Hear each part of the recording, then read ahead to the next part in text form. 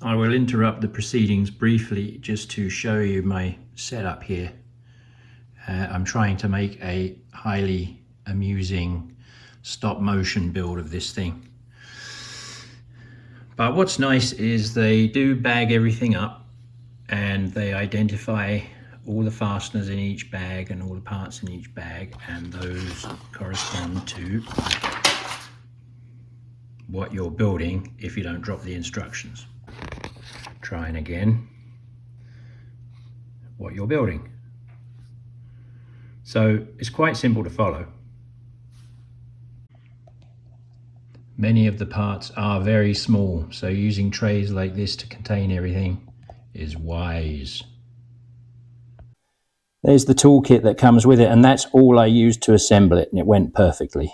So you don't need to worry about tools. It comes with what it needs there. The only things you need to supply are oil and some thread lock for some recommended assembly steps. I happen to have some steam oil that I'd already bought for something else, but if you're only going to run it occasionally, you can make do with engine oil just fine. Just for fun, here it is next to my quarter horse PM Research number 4. Blue backdrop isn't big enough to get them both in frame,